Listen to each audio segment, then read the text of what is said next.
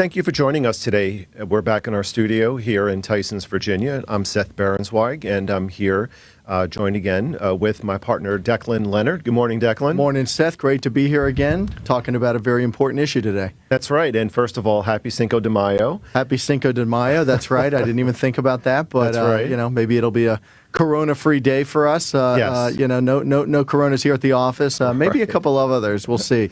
Right. And I would also point out that, since we last were in the studio here a couple of weeks ago, our hair is looking shorter. I don't know. Did we get some underground haircuts? This video is going to be evidence somewhere. All I can say is that some things may have happened in an undisclosed location, but I'm not going to talk about it. It's classified. We've got to get dolled up to be on camera here. Yeah, so it's exactly. All good. It takes a lot to get ready.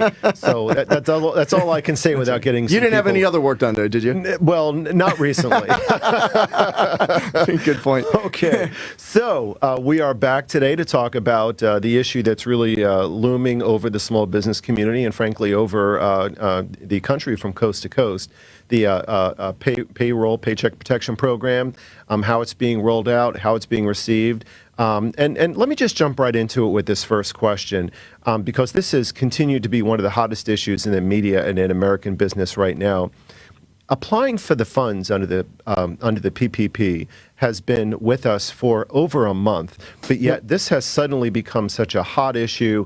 You can't turn on the news without somebody going into some kind of a blame game, and it's become red hot. All of a sudden, why the fuss? Yeah, it's interesting. So the certification, everyone talks about this certification for PPP funds. The certification has never changed in the last, 4 or 5 weeks since this program went live. And I'll read it to you just real quick. It basically, the main certification that's getting a lot of attention is, this is it verbatim: current economic uncertainty makes this loan request necessary to support the ongoing operations of the applicant. And it's a very quick line of a certification.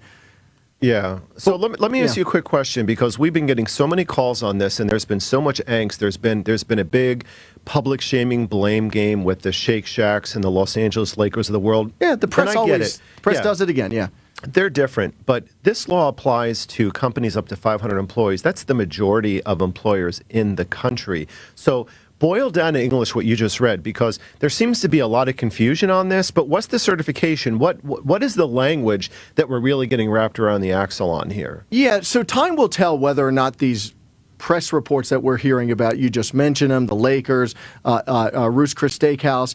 Time will tell whether those are a few bad apples sort of ruining it for the rest. Maybe not. We'll see. Yes, that's right. But for most, they were in a different category where you could have more than 500 employees in certain hospitality restaurant industries. But for most companies that qualified and that got PPP funds, they're going to be in the under 500 employee realm. Right. And most of these loans, I'm looking at the data coming out. Most of these loans, I shouldn't say most, but a lot of them are south of 100,000. We're hearing millions and millions, but that's just because companies employ a lot of people, and therefore their monthly payroll is really high. But I think most of these loans, when the data does come out, it's going to show that these were hitting small businesses to the tune of less than 100,000, or maybe even a little bit over 100,000, to account for payroll and other costs for roughly an 8-week period, although it is 2.5 times your payroll cost. So then boil it down. What are you certifying? If you would say in a nutshell what people are certifying to when they got the money that they're so up in arms about now, that when they hopefully get it, what is it in a nutshell that they're certifying to the government that they're going to be held to? Yes, and one caveat here is the Treasury Department is still very much coming out with additional guidance, and that's part of what created some of this confusion. Right. So as we talk about this today, the caveat is nothing we're saying here is absolutely definite and written in stone. And so, people should continue to monitor this as the Treasury Department continues to come out with additional guidance. Which they haven't even done yet for the most part. They have not. And again, it's a drinking from the fire hydrant process anyway, so you don't blame them. It's, it's get money in the hands of small businesses so they can get money in the hands of employees. That's the whole intended goal. But I've had clients call me up and say, well, wait a sec. I'm not going to be able to show that I've actually been harmed and needed this money because I've actually been harmed. Or maybe I already have money in the bank, or I have a line of credit, and therefore, is the government going to attack me?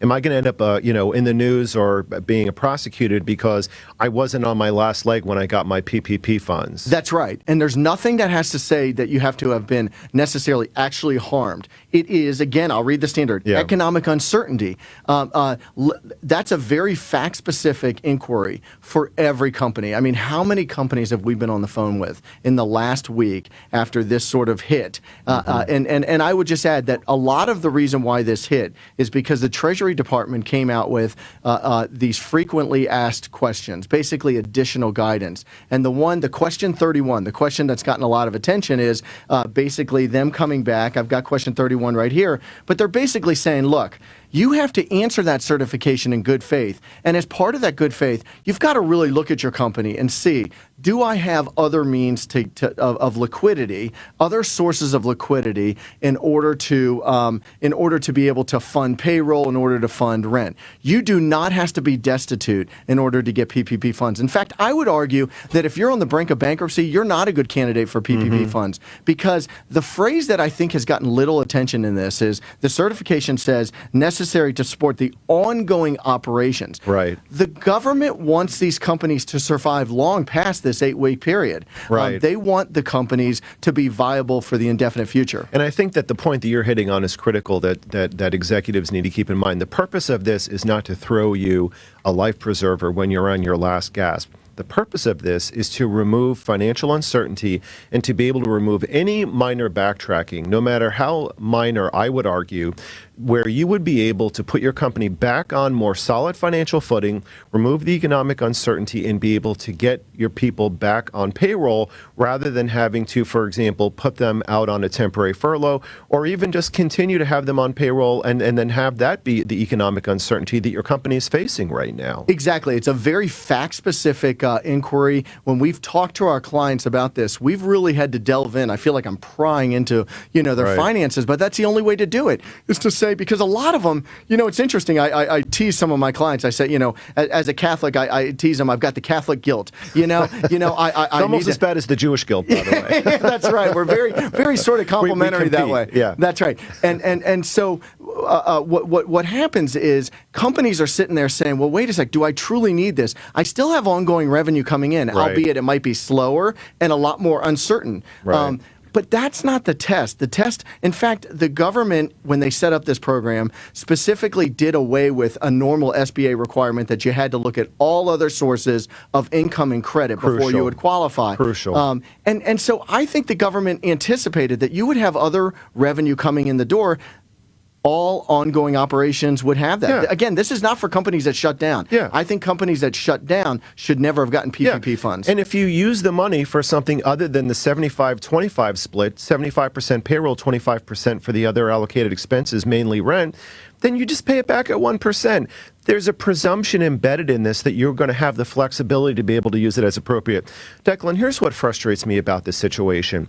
Everybody, not just the president, although he's out there in front, but not just the president. People are stepping up and saying, we need to turn the economy back on. We need to turn the lights back on. This Rightly law, so, yeah. Yeah, and like to do it like yesterday. And people are getting frustrated. And believe me, I get it, heard and respected. The PPP applies for folks up to 500 employees. That covers the majority of companies in America. There's no way that the lights are going to get turned back on without executives leading on small business. But yet here are executives that are being forced to look at a program where they're trying to stay alive in one of the biggest financial disasters in recent American history. But yet they're being told through this quick process, if you take the money, but yet you should be afraid that you're going to end up in the blame and shame game on the air, that somehow you're going to have to get it back. And where do executives go for information? They can't go to mainstream media, and I'm not identifying anybody. All sides of the aisle are taking pot shots. They can't go to the SBA because the SBA says we don't have the answers. Go to the Treasury Department. They can't go to the Treasury Department because the Treasury still hasn't given out all the clarification. So here are executives that are on the front line of the responsibility of turn the country back on, but yet they're being being pressured into taking the money and not taking the money with no answers and no guidance while they're still being thrown into the bottom of the pit. And it's really very frustrating right now, and it's a really tough time to lead business. No, and I'll just add this one point before we jump in the questions. We're only talking about an 8-week period of time. Right. I mean, companies are operating for the indefinite future. So we're talking about an 8-week period of time. Unemployment, which has not gotten the same, sort of pushback, and I think it's a great program right now with the Fed's sort of supercharging the unemployment process. Right. Unemployment goes on for 26 weeks. Now with the Fed program, it goes on for 39 weeks. What we're talking about here is a program that keeps businesses alive, not people sitting at home dormant, but keeps businesses alive. That's what we have to be cheerleading at this point in time. And we'll go to the questions in a minute because we have a number of them. But the fact that CEOs are getting this money, which Congress intended them to get, and they're speaking with us, and they're more worried about whether they're going to get in trouble as opposed to how they're going to be able to protect their business and their employees is ridiculous, because there's a complete lack of information out there, and CEOs and other executives are getting whipsawed, and hence the need to go ahead and talk about these. What we want to do is to be available to answer your questions. The two main topics for today is how can you keep the money, and how should you use the money? That's obviously really key right now. So Todd, our Todd Castleberry, and inviting who's off him. camera, but also has a stellar haircut. I don't know what's going on here. Are we running a law firm or a hair salon? A little YouTube action will take you a long way. A little Seth haircut. It shows. Yes, right. no laughing. That's why he's not on camera. Take us into the questions. Okay, we have some questions rolling in, and the first, we've got a series of questions from Dan. So let's take his questions one at a time. He actually has 4 of them. Okay. Oh my gosh. So question number 1, are companies who got PPP funds required to request forgiveness? I would jump into that first and say no, they're not required to seek forgiveness, but they can and should consider how to get forgiveness, because you have some latitude in terms of how you can apply this money. Obviously, there are restrictions and parameters, but you should try to see if there's a way to get forgiveness, because if you can keep it while using other resources available for non-allocated expenses, then obviously that puts you in a position of maximum leverage. But Declan, what do you think on that And again, question? going back to my Catholic roots, you always ask for forgiveness, don't you? That's the name of the game. I would point something out here, because and Dan may not be going down this road, but some people are looking at this as a source of capital funds at 1% interest. Right. And here's the part I would point out. I read to you the first certification, but the very next line that everybody who applied for a PPP loan certified to is the funds will be used to retain workers and maintain payroll and make mortgage interest payments. So if your goal when you took PPP funds is to say, you know what, I've got payroll covered, we're fine, I'm actually going to buy new equipment for my company, I think that's where you've got some problems, and I think this certification is not getting as much attention. I think you have to when you took it. It's the intent. Yeah, your intent is that you're going to use it for payroll. Right. You're going to try to take as many people off of the unemployment rolls that previously you had to put on the unemployment rolls, and so that's the one caveat there. Right. Yeah. The intent at the time that you submitted the application to the and your to the bank. actions. I mean, and your actions. Did you then use it for payroll? Sure. Yeah. Okay, All right. so as this all ties in, so if he does request forgiveness, he says, are we doomed to endless government oversight? Or as government contractors, should we just go with the Section 3610 benefits instead of the PPP? Well, the 3610 benefits are a great option, because there you can ask your contracting officer for continued funding to maintain a state of readiness. And I've seen some situations where clients in the GovCon space have said, we got the green light on 3610 funds, and therefore they're going to pass on PPP for now.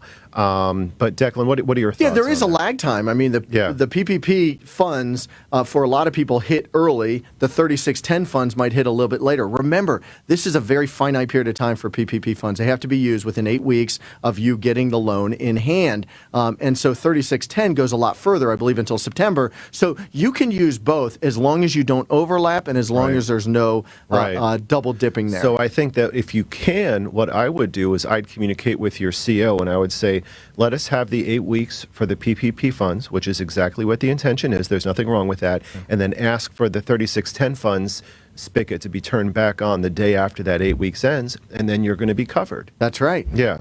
And finally from Dan, does having an LOC mean you have liquidity? Line of credit, great question.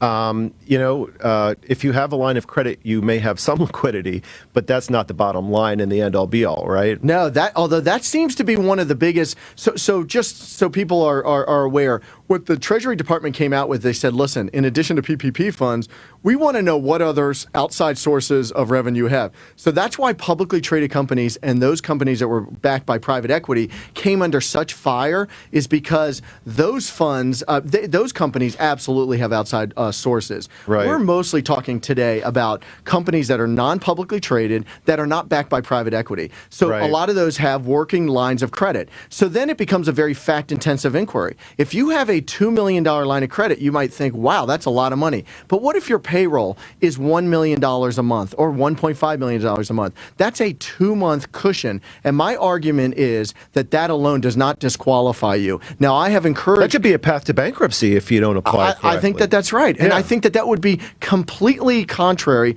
to the goal of this, which, again, I will say is ongoing operations of the applicant. Right. They don't want 8 weeks to go by and be like, hey, you made it through those 8 weeks. Now you're filing for bankruptcy. That would be the ultimate colossal waste of This is taxpayer money. absolutely crucial. If you have a line of credit, that's not going to be the end-all be-all. That doesn't mean you can't get those funds. Yes. Okay, Todd, next question. Okay, we have a question from Judith, and she wants to know if we can offer any guidance on how a sole proprietor or single member LLC can provide the documentation for loan forgiveness. You want to Well, a sole provider or a single member LLC, I'm assuming, so single member, including single employee, I mean, they would have qualified either as 1099s or W-2s, but it's the same analysis. The same documentation that they received, that they provided in order to get the PPP funds, they should just be providing updated ones when the time comes for forgiveness to show, hey, I qualified, showing that I had 1099 income or I had W-2 income of X amount, and guess what? I got the loan on that, and here is the paper trail that shows I spent it on that amount of money. By the way, if you are a one or two person, or let's just say a one person LLC, and you have applied for PPP and you're like a lot of other people and you're frustrated and stuck and you don't have the money, under the new expanded employment regulations, you can apply for unemployment benefits, and you will now be treated as an employee, even though traditionally you're not a W-2 employee. So that's an option that is under the new relief legislation that you can have as an option as well if you want to look at that. That's right. We've been talking for the last, 3 of these Facebook Live sessions about how you just have to be knowledgeable about each of the government programs. I've maintained that the government has been a really good partner to the private sector throughout this process. I still think that's the case. There's hiccups along the way. They're inevitable. But you're right. Don't just look at one and say, this one's not working out. I'm going to sit on my hands and I didn't get the money. Yeah. Look at other sources. Absolutely. Okay, this comes from Michael, and his question is, if investigated or audited after the fact, what would the SBA use to determine if we should have borrowed the money? They are. I've listened to some SBA guidance on this. The SBA is still trying to figure out what their process is, and maybe we should point out also that the Treasury Secretary Mnuchin has said that loans of $2 million or more, people who receive PPP funds of $2 million or more, will be scrutinized, will be automatically audited in the process. I would also point out that you can be audited even if you're below that. Government contractors are always subject to scrutiny, whether they got $2 million or more. But in terms of the question was, what kind of a paper trail, or what would the SBA use to determine if we should have borrowed the money? And also one of the variants of that question is, what can the company do right now to protect itself so that if the SBA comes back 9 months from now, you can put the file on the table and say, I'm feeling okay about this. Yes, right now. we have strongly encouraged companies to do a very fact-intensive examination of their examination of their conscience, examination of their company, examination of their records, and really look at it and say what is uncertain. So, for instance, if you're a government contractor and you have you're supposed to be working on site because of your defense contractor, you're supposed to be working in a SCIF or something, but the government is being flexible and letting you work from home. That might be a verbal decision that the government made. We all know know under the FAR, verbal decisions like that are not binding. If you don't have a written modification, that creates uncertainty. You should be writing all these things down. Right. Do you have slow accounts payable? I've even encouraged them, if you have a low bank account. And we all have slow accounts. We all have slow ARs, right? Yeah, we all have slow accounts receivable. That's right. So I've even encouraged companies, because 10 months from now things might be a lot rosier, and you're going to be trying to recreate. Well, we were in a real bind. And you may back then. forget about what happened exactly 10 months ago, right? Totally. So why not do something? Right now. I'm not the most technologically savvy. Pull up your company bank account on your phone. Do a screenshot that my sixth grader taught me how to do. You press these two buttons. It's amazing technology. I had no idea. Yeah. I'll show you after this. Okay. And take a screenshot. And honestly, attach that to a memorandum that the company does. We've been working with our clients and putting those together. I'm not talking about spreadsheets or financial. Don't get so complicated. Because when you applied for it, you didn't have to provide a whole lot of financials. It was basically a self-certify. And let me just point out to that real quick before we go to the next question. This is something that we've been talking about in the office over the last day or two, corporate resolutions. Prepare a corporate resolution related to your acceptance of and the sign-off on the promissory note for the PPP funds. And let the corporate resolution just state some very simple observational facts with respect to where were you on your ARs? How much money do you have in your operating account? How many more runs of payroll did you have without the infusion of the PPP in order for you to be able to cover that? Because if you have a simple corporate resolution, which is very straightforward and that you keep in your files, and it is a look back on the data, you're going to have that with you if someone wants to look at it later. You're not going to remember that data 10 months from now. So just execute it now. It's going to be very simple to get that done today if you want to. Yeah, and I have one more thing to add in there.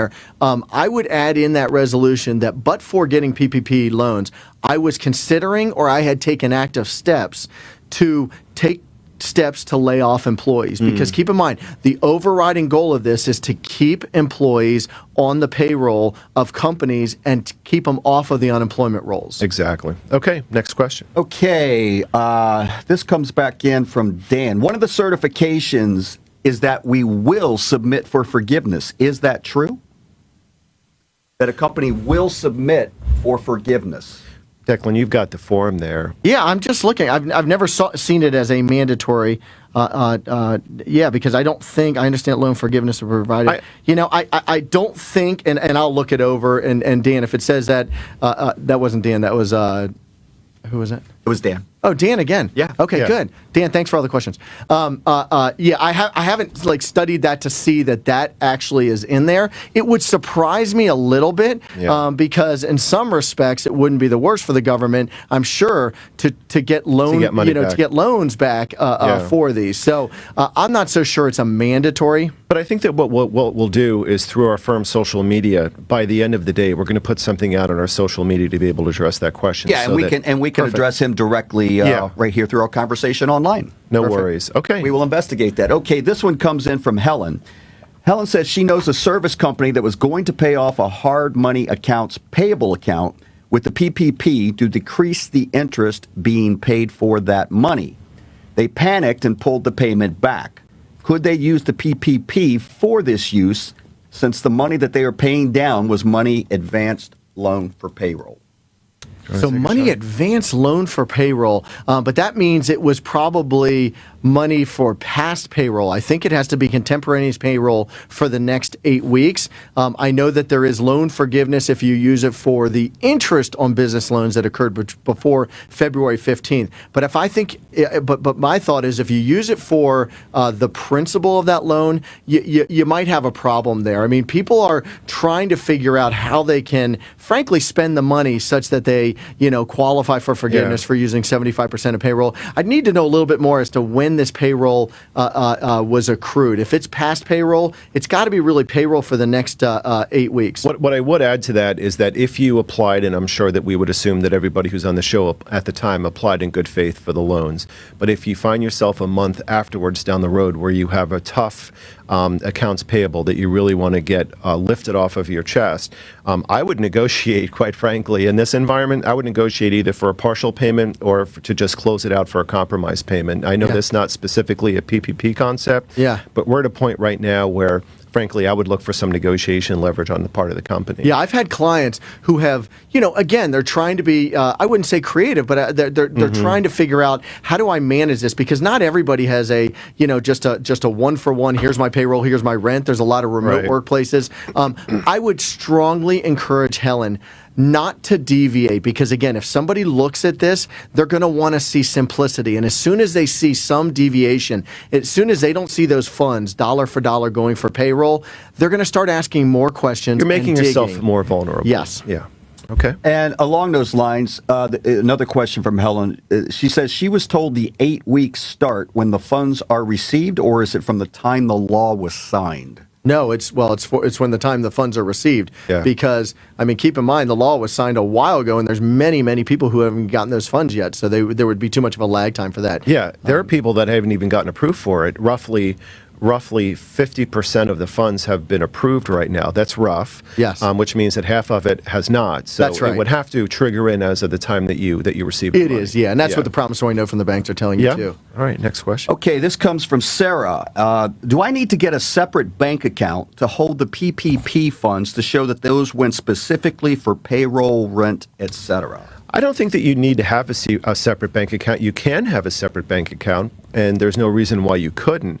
But I don't think that that's required. As long as you have an accounting process where you can simply show where the money went, then you'll be fine. One of the other things I'll note is that there are some payroll processing companies that are adding additional software features to their payroll runs to make it easier for companies to be able to track new features that are unique to this time frame in using PPP. So, for example, if a company if an employee has intermittent leave, and they're applying it in certain times and not in certain times, there are new drop-down menus that some payroll processing companies are making available to you so that when you go back to the payroll accounting records, they may be easier to help define. So you might want to look into that as well. Yeah, your mindset should be whatever's easiest to spoon feed the bank to show forgiveness and a clear paper trail. If you already have a great system set up within your own bookkeeping system, no need for a separate bank account. But a separate bank account does make it a lot easier just to show. It With does. each payroll, transfer the money over up to $100,000, prorated obviously for that 8 weeks. Yes. So it does make it easier, but not necessary. I agree with you, Seth. Yeah. Okay, next question. Okay, this comes in from Marina. Should the company apply for forgiveness after the 8 weeks, or are there other reporting requirements during those 8 weeks? So I was reading this yesterday, and this surprised me a little bit because I didn't realize the forgiveness process was going to start so quickly. But and again, this is one of the ones that goes back to our caveat that the process of forgiveness, we're just getting the loan funds now. Now the process of forgiveness would be at the end of the 8 weeks. Right. I thought for some reason that the forgiveness process would go a lot further on down the road since it's a 2-year loan. But what I'm reading and what I'm seeing is that they are encouraging you to apply for forgiveness as soon as you deplete those 8 weeks worth of funds. So right after you do that, then you turn around and you apply for the forgiveness. Yes, which surprised me a little bit, yeah. But it's a little bit more convenient only insofar as you have fresh data at the time that you're going to be able to do that, where if you do it down the road, you'll have to go back and retrieve. Well, that's right. And what's interesting is, so let's just say you're a company that got over $2 million in funds. If you apply for loan forgiveness pretty quickly after you deplete the funds, the audit is not going to take place for a lot longer. So I don't really understand how you marry up the process of audits, which is, we know with regard to the government, that's going to take a good year or two. Yeah. And yet you've already gotten loan forgiveness. I'd ask for loan forgiveness earlier than later. You know what strikes me and we'll get to Todd in a second, but you know what really strikes me as an interesting question within one of my beefs with the feds in terms of lack of guidance and a lack of clarity? Why isn't the Treasury Department having an online Q&A? Why isn't the Treasury Department or the SBA sponsoring a town hall where they can provide some answers? And I guess what I'm going to do, just so that I can stay positive and upbeat about this, is I will convert that into a suggestion to the government who, there are those in Congress that have done a number of good things for us on both sides of the aisle. But I think if the Treasury Department would consider having a little bit more communication with people, it would really help, because right now, if you turn to the regular media, unfortunately, these sorts of things are just not being discussed right now. But anyway. And in their defense, though, they have been keeping a running tally of FAQs, frequently asked questions, and they have been adding to it. Right. That's what happened. That's why when they got to number 31, so they had 30 and then they got to 31, and that's what caused all these issues, because that was basically saying we have to have liquidity. So they have been, and now they're up to, I think, 45. So each day they do add new ones to it. So they're Little trying. bit of information. They're drinking from the fire hydrant and kind of adding to it as it goes along. Right. Seth, maybe they don't have a studio, if I could shamelessly plug it. That's right. We're here. Here in the BL 24/7. studio. That's right. right. Thanks There to you Todd go. and putting all this technology together. All right, this comes in from Lauren. Do you know whether the SBA is considering now allowing monthly software as a service obligations to be included in utilities? Many businesses have significant monthly software subscriptions required to run their operations, especially when employees are remote, but the 25% non-payroll seems very limiting if you don't have significant rent cost. That's a really, really fascinating question, and I have to say that with the hundreds of questions that we've heard on this, that is a great, excellent first question on that. I think it's going to be a stretch to say that those kinds of SaaS-oriented expenses are going to be covered as a utility. I don't think it's impossible, but I think that's going to be a stretch, because I don't think that was what was meant by utilities. I think that, unfortunately, the government sometimes has a little bit more of a Fred Flintstone mindset when they're setting this stuff out, and they should be talking about that. That should be included, and I think that's a great point. And I think that I would love to be able to follow up with that person when we're off the air to explore that more, because maybe there could be an argument articulated. But I think that it is not very likely, given the mindset and also with the hyper speed that the government was just trying to shove this through the pipe, that they were going to include that within the 25% ratio. And they probably will issue additional guidance. Yeah. Most people are not focused on the utilities category because it is the smaller part. It's within the 25% to get loan forgiveness versus payroll, which is within the 75%. And if a client asked me that question, I would say, let's not jump in and say no. Let's explore it and see if there's a way that we can work it out. So my first blush thought is that might be an uphill battle, but it doesn't mean that it isn't worth further exploring. No doubt. Okay, this comes in from Rob. The CARES Act allows employers to defer Social Security tax payments on employees up to the point that the PPP is forgiven. Is this a good idea to build cash reserves? Well, I mean, that gets into a lot more tax planning, which I still think the guidance has not come out. I've been reading a lot about the tax planning, the tax aspects of this. I mean, so for instance, whether or not using PPP for payroll, first off, when you get PPP funds, those are not, from what I've read, going to be considered part of income for purposes of 2020 income. But by the same token, you can't take the deduction on the tax side for employee expenses that you normally could do. So I think that one is a tax guidance issue. And a little bit still of an open question, I think. Yeah. I'd hesitate to give specific advice on that one just because of the tax aspects of that. But certainly we can follow up on that. Yeah. Okay, this one comes in from Alice. She says their head count went down because an employee quit, not because of a layoff or furlough. Can we disregard this in our forgiveness calculation? You know, so let's backtrack just a little bit. When you fill out a PPP form, when you filled out your application, there was just one little box that said, what's your number of employees? And at the end of this 8-week period, you're really supposed to have either the same or greater number because they want to maintain consistency of payroll. In order for it to be maintained as a grant as opposed to a loan. In order to get it forgivable. That's exactly right. Right. And so companies are grappling with this process of, well, what happens if I had to, in this particular case, an employee quits, is not coming back. But if you make a good faith effort to try to keep your numbers consistent. So, for instance, I was reading one of those frequently asked questions. A lot of employees are staying on unemployment rather than coming back in. So let's say a company gets a PPP loan and they invite all of the employees, or they try to get all the employees that were on to come back. Some employees are saying, look, I'm doing better under this supercharged federal unemployment program. I'm not coming back for a while. The new frequently asked question, because that's going to reduce your number of employees, the new frequently asked question now says, as long as the company makes a good faith effort to bring them back, but the employee refuses, they're not going to ding you when it comes to loan forgiveness on PPP.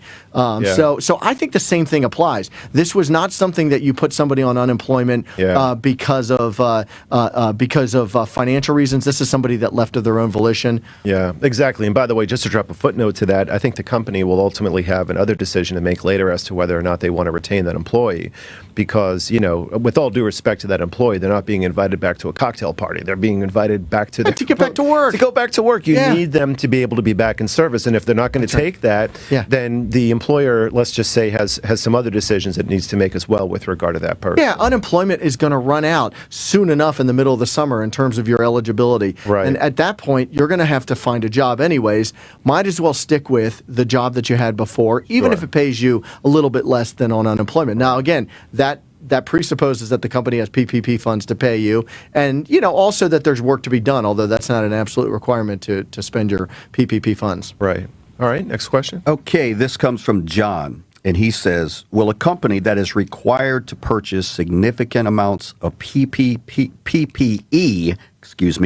to protect its employees so that they may do their job, will the company be allowed forgiveness for that expense? It's not right now currently within one of the categories of payroll costs or the other 25% rent, mortgage, utilities, things of that nature. Yeah. But keep in mind, listen, these are ongoing operations. These are ongoing companies. They're going to have some revenue come in.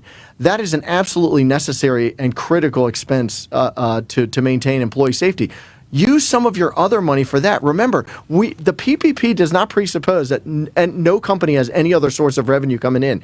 Just make sure that you earmark the PPP funds for payroll, mortgage, rent, things of those nature. Use your other money for the critical aspect of PPP. Remember God, lots of acronyms here. I know. Especially here in the nation's capital. Remember the question about the SAS expense and how these are things that we're realizing that the Treasury Department should consider? Yes. Why shouldn't the Treasury Department consider? This is a great question. Why shouldn't companies be allowed to cover PPE for their employees and also, other aspects of temperature testing for when you have returned back to work? I would encourage the Treasury Department to think about this, because I think that over time that would be a great clarification, because there could be no better, more admirable use of funds, regardless of whether it's PPP or not, than to make sure that your employees are protected. And it's a great point. They can still do that, because keep in mind, in the process of implementing this, they can still expand payroll costs. They can't restrict it, because again, you borrowed under a certain understanding. So they cannot now come in and say, oh, by the way, no rent is included in the forgiveness equation. Mm-hmm. But they can broaden it. And I think you're right, Seth. To make a policy statement, PPE, protective equipment in the healthcare industry and otherwise. As I understand it, when these companies are truly opening back up, when the Berenzweig, Leonard offices here in Tyson's are eventually filled up again from our employees coming off of remote work, we probably are going to have face masks. We probably are going to require a lot of these things. Yeah. Now, that's a minimal cost for us, but in healthcare context, some of these things really, really add up. So I agree. It would send a great message, and it would be a great policy implementation. Even if you can get the equipment, because even hospitals are having a hard time getting this stuff. That's true. So first of all, it's great that the company cares about that issue. Then it's incredible that they're actually able to get it. Maybe they have a deal with Governor Larry Hogan's wife where they can get something from South Korea. That's right. But anyway, really great questions here. Todd, next question, Okay, please. this comes to us from Tim. He says, I know I'm supposed to hire back any employees that I laid off, but some want to stay on unemployment where they say they can make more money. What can I do since I'm supposed to hire everyone back and keep my payroll steady? Yeah, so we touched on that a little bit, which is basically now what the Treasury Department is saying is, as long as you make a good faith effort to bring somebody back from the unemployment rolls and hire them back so that you can pay them using your PPP funds, as long as you make a good faith effort, if they choose to stay on unemployment, that will not ding you. So let's just say you started off with 15 employees when you got the funds, and everyone but one came back. So now you only have 14. You're no longer truly forgivable up to 100%. The Treasury Department is basically saying, as long as you tried and made a good faith effort, we're not going to ding you on your loan forgiveness, and therefore you have less employees, but you'll still get loan forgiveness. And before we go to the next question, let me follow up on something that was raised by somebody a few minutes ago with regard to this Section 3610. This Section 3610 is a part of the Relief Acts, which provides that government contractors can have an arrangement directly with a contracting officer that your particular agency can provide a fresh, separate pipeline of funds to keep your people at a state of readiness so that they can come back and do the work later if it's the kind of work that people are not able to do from the house. So, for example, if they have to service satellites at the State Department or something like that. That's right. And you can keep them in a state of readiness. Let's say that you were approved for PPP, and let's say that you're in week 5 and you're starting to have some concern and you're a government contractor. I'd use the time as another weapon or an asset to reach out to a contracting officer and start to talk about that conversation and let them know that we're running through our PPP. I think that communication with the contracting officer on something like this is probably a great idea. Keep them posted. And as a practical matter, they want to know that you're continuing and you're able to cover the mission anyway. So keep that dialogue open with your customer. And no contracting officer wants to get into trouble having approved the 3610 funds, and unbeknownst to them, it turns into a double dipping type scenario. Our experience with our government contracts clients is they're being super, super careful. So careful. In terms of making sure there's no overlap there. That there's no double dipping whatsoever. So, but making sure that you also convey that to the contracting officer. And let me just say to the viewers before we go, Todd, to our next question, is that if we can, Declan, let's each encapsulate for just a few seconds the overall picture on how we would describe kind of the State of the Union for the CFOs and CEOs and the managing partners of the world. What is the overall predominant mood that they're describing right now? Are they describing anxiety, hope, happiness, confusion? Like, what? How would all of the above? Where can I get my next scotch? I mean, anything. Like, what are you hearing out there? Because there was always the old saying that sometimes leadership can be a lonely process. Well, now we're all quarantined and we're all stuck at home or, just with social distancing. This is a really tough time. What are you hearing of what leaders are going through right now as they go through the PPP process? Yeah, I would say there's been sort of a palpable change in the company leaders that I've been talking to from maybe an earlier feeling of some hopelessness. I mean, let's go back a month, 2 months, and hopelessness. How do we do this? How do we make this work? How do we survive? And I think that has turned a corner a bit, and it doesn't hurt the fact that, we're turning on the press now, we're turning on the news, and we're seeing efforts, and none of this is going to be a perfect process, but we're seeing efforts towards turning the lights back on as opposed to having turned the lights off for quite a while. So I think there's a spirit of hopefulness, and also, entrepreneurs, company owners, they're very tangible thinkers, and so they want to know, okay, that's great, we're gonna resume full operations, but how is that going to look? How are we going to do that? And so they're really putting on their sort of critical thinking hats and saying, how are we going to plan for this? How are we going to make this easy for our employees? How are we going to keep our employees safe? And how are we going to keep our revenue steady? Because guess what? After this 8 weeks of PPP, where a lot of the press has said this is, somehow called free money, after 8 weeks, which is a short blip, you and I live payroll every 2 weeks. That's and right. we sweat that out. 8 weeks is a very short period of time. And guess what? That's the end of June. July, August, September, October, to the indefinite future, they're going to have to keep things going. But I think they see some hope as they look down the road. Yeah, business leaders, I believe, are seeing light at the end of the tunnel. There's a lot of optimism there and a lot of hope. That's one of the hallmarks of business leadership. But I think there's also frustration about a lack of information. Why am I not hearing back from my bank about where my PPP application is at? Or I've been approved and I have my E-Trans number, but I haven't heard back from them. Where is my promissory note? Or I have the money now, but now I'm concerned because I'm not getting any guidance. I'm asking SBA what's going to happen, and they're saying go to the Treasury Department, and the Treasury Department is blipping out just a dribble of Q&As, but other than that, this is a huge program. So I agree with you. I think that there's a lot of optimism and a lot of hope, but business leaders tend to be very tangible, and everybody wants to turn the lights back on. Yeah. Everybody wants to get back to work. We have to do it safely.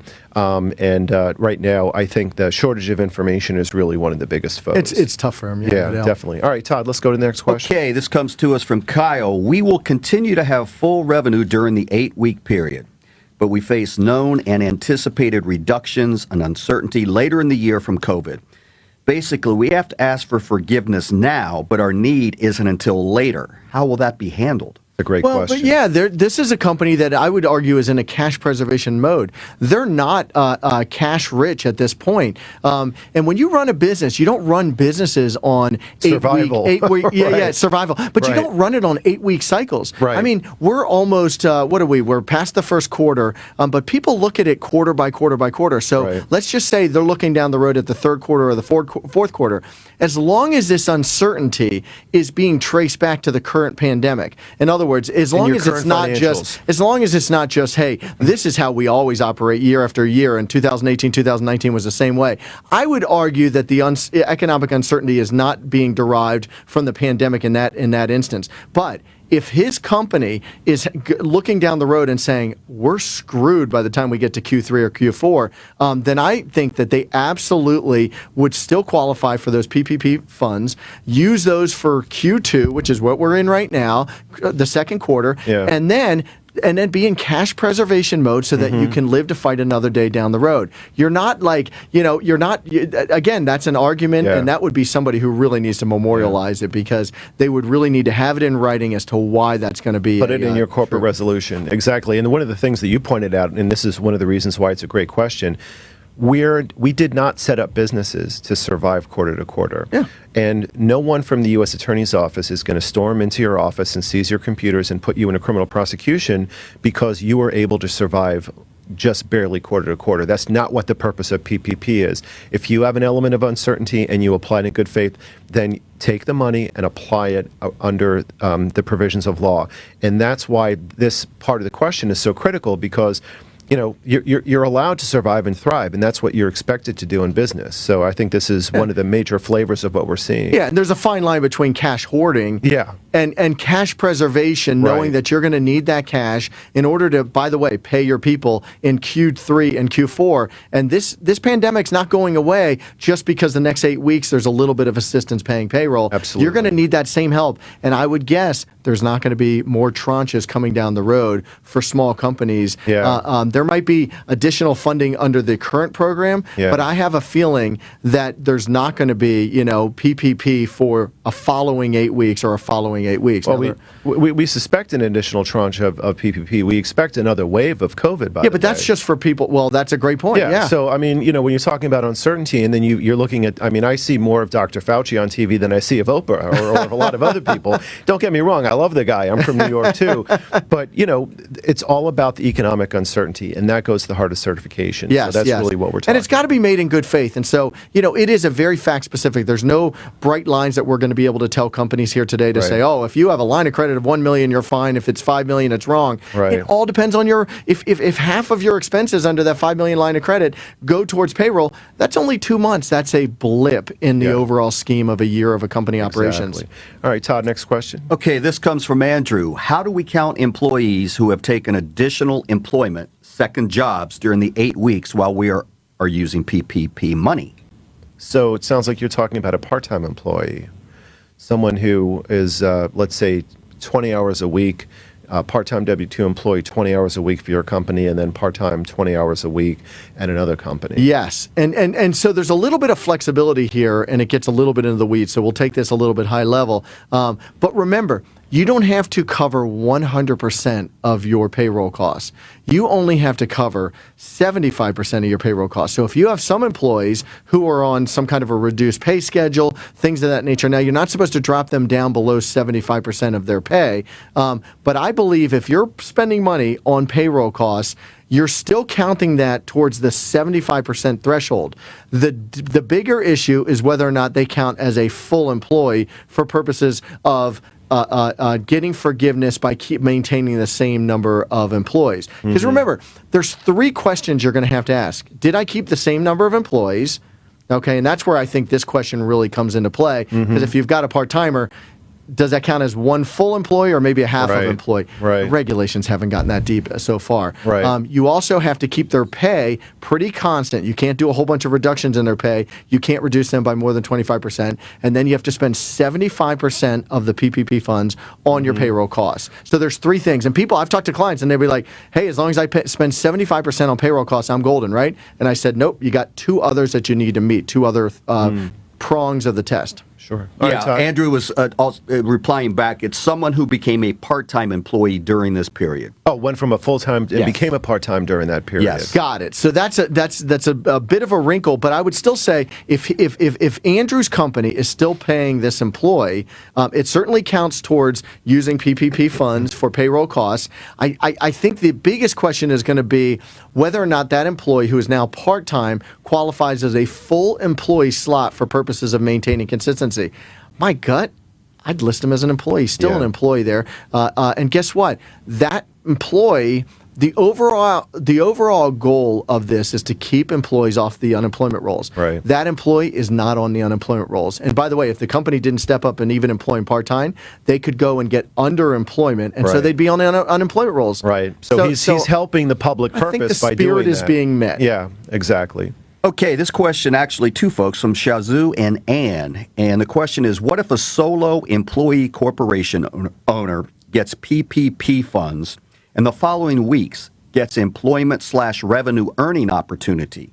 Do they have to return the received funds? So you're in a little bit of a dark time. You get qualified, and then a few weeks goes by, and then the sun is shining, and more money plows into your account. Yeah, and so the question is, does that additional revenue that came in put you in such a position Of that risk. now you have a substantial liquidity that you're no longer susceptible to this uncertainty that we talk about in the certification. Again, it's very fact specific when you're talking about this, but I don't think the fact that they've gotten revenue automatically disqualifies them from using the PPP funds. Yeah. When you're a sole employee or independent contractor, 1099.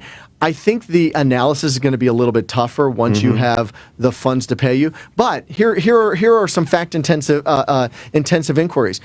Does that new revenue gig only last for, let's say, 2 months? It might run out after 2 months. Right. If that's the case, there's still economic uncertainty as a result of the pandemic. Right. So, but if they've got a revenue stream that looks like it's going to be golden for the ongoing future, 2 years as opposed to 2 months. they may very well want to look at that and say, you know what, thank goodness, but Yeah. I can send this money back because I don't Yeah. need it anymore. And then the corollary of that is that if you're only going to get that gig either temporarily through a part of the year, or if it covers a lot but not all of your expenses, then you still have economic uncertainty, and then you can still preserve some cash reserves to make sure that you can get to the end of the year. Yes, I agree. Great. Okay, this comes from Doug.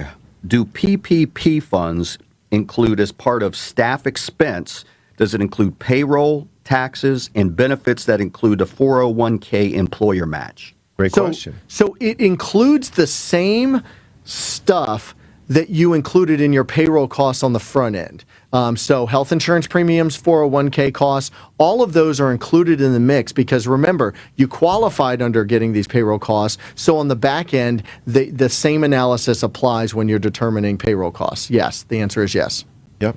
Yeah, and don't withhold that back. I mean, if that's part of the quotient, then Oh, that's yeah. absolutely supposed to be included. That's why it's included in the number times 2.5. That's right. Yeah. Okay, this comes from Armando. I have freelancers who I hire when needed that normally adds 20% to my payroll each pay period. Currently, I'm no longer hiring them. My payroll has naturally decreased by 20%. Any guidance on how that will factor into the forgiveness side of the PPP loan?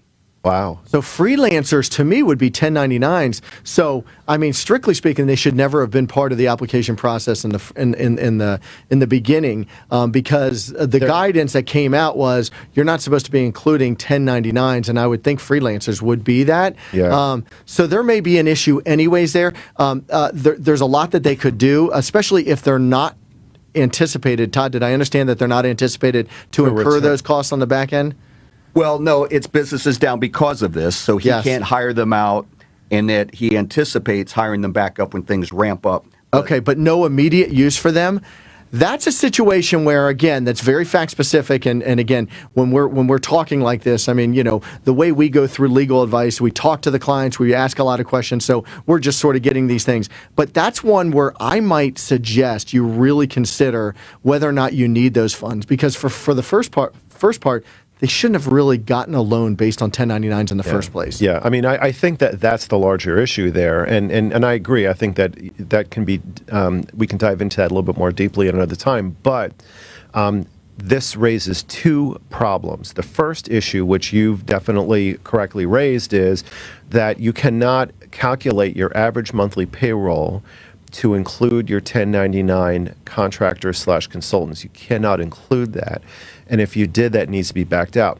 Secondly, if you're in Virginia, this is going to become a really big deal July 1 forward, because if you misclassify someone as a W-2 employee instead of an independent contractor, there is a new cause of action that literally springs up out of the ground for the first time ever in Virginia, where there's a new cause of action for misclassification. We're not going to get into that today because that's not why we're here, but I just think that needs to be flagged as an issue that's going to be coming up. And believe me, there are many companies that are dealing with misclassification issues. It's relevant to in and out of PPP, so I just wanted to flag that as well. Yes, yep. Yeah. Okay, Todd, next question. What do we got, like one more? We've got one more. Okay. One final question. Okay. All right, make it a good one here. All right. So No pressure.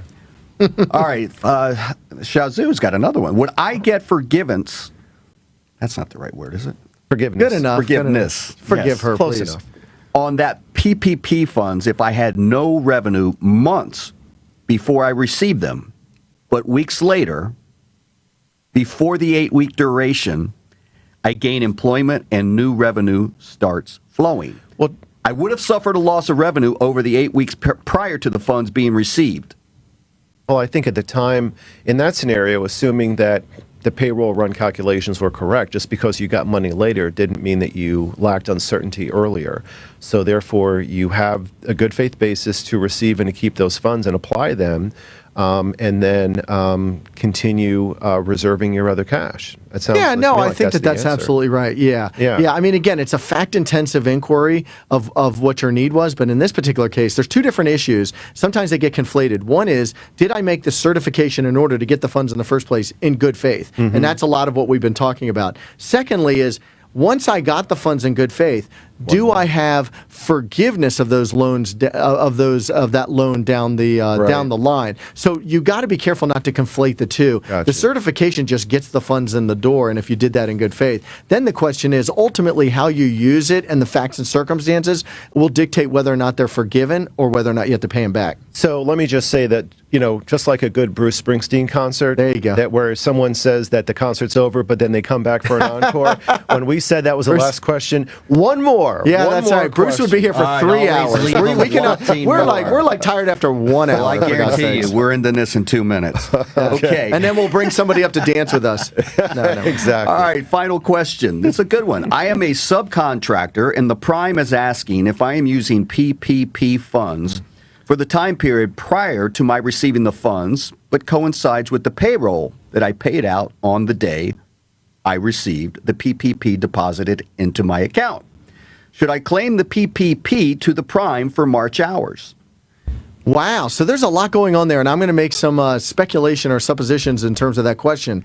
The prime likely got PPP funds based also on some of these subcontractors, which again, let's gloss over the fact that normally you were not supposed to include 1099s in there.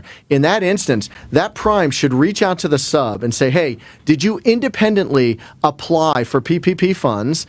Because we don't want double dipping here. If you independently applied for PPP funds, we're not going to use our PPP funds to pay your invoices, your 1099 invoices. And again, the caveat is you weren't supposed to include 1099s in the process. I can tell you from experience that I've heard a lot of banks didn't go through a too much of a grueling process, and a lot of independent contractor costs made it into those loan amounts. So that's a communication issue between the prime and the sub to say, sub, did you apply for PPP yourself? Did you get it? If you did, we're not paying you for these invoices, Well, and I think that another potential wrinkle on that scenario is if a prime is nosing into the sub's PPP as some kind of an excuse to try to skip over paying their applicable hourly billable rate. I can see a prime maybe trying to take a little bit of an advantage of that. Yeah. And they shouldn't be allowed to do that because just because the sub through its W-2 employees gets PPP and is able to cover a payroll doesn't mean that the sub is in any way disqualified under the terms of the subcontract from getting paid for the work that it delivered to the prime slash customer. And that therefore I could see there being some disputes revolving around that, but the sub should not be penalized in any sense for that. No, what the prime should do is the prime should segregate the funds away. The prime should segregate those funds away, but not to pay a sub's invoice. The prime should not use PPP funds. They can use other revenue that comes in the door, but I think it would be a problem if they use PPP funds. Well, we're at the end of the hour, and I just wanted to thank everybody for joining us today.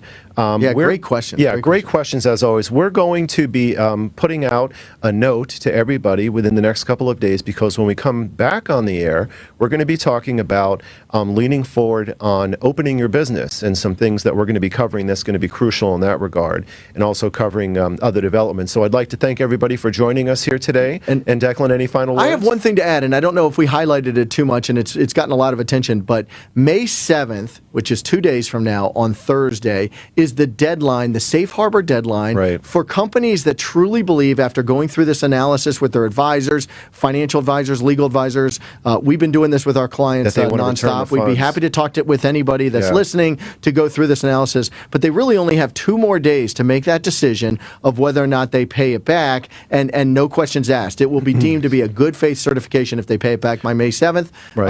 And my advice to clients have been, don't panic just because of what you're reading in the press. Those are the most extreme examples. Let's go through a thoughtful analysis before you make that decision of whether you do or do not pay back the funds by Thursday. Safe harbor repayment deadline. Very important date, right around the corner. Any questions, feel free to follow up. Thank you so much for joining us today.